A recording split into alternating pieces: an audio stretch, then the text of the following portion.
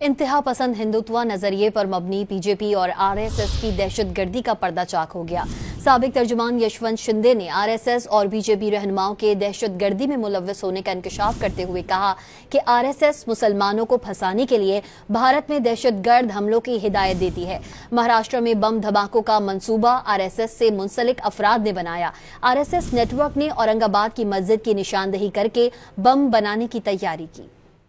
मैं अंदर गया, ट्रेनिंग कैंप हुआ सिंहगढ़ तलाटी में, पुणे में। उसमें मेरे परिचित कई लोग महाराष्ट्र से लोग आए थे। ट्रेनिंग कैंप हुआ वहां पर जो आए थे, ऐसे कई लोगों को मैंने सतर्क किया क्योंकि इनकी क्या साजिश है। 2004 की लोकसभा जीतने के लिए ये देश को जलाना चाहते हैं। हजारों मुस्लिम, हजारों हिंदू उसमें मरे। इनका टारगेट है उसमें दंगे हो और सत्ता हमेशा वापस हमारे पास रहे। ये ऐसी साजिश है इनकी। इसे इनके साजिश के शिकार मत बनो। ये संघ, विश्व हिंदू परिषद, बजरंग दल और भाजपा में बैठे कुछ अत्यंत घिनौने मानसिकता के, विकृत मानसिकता के जो लोग हैं, उनकी साजिश थी। सिर्फ सत्ता के लिए।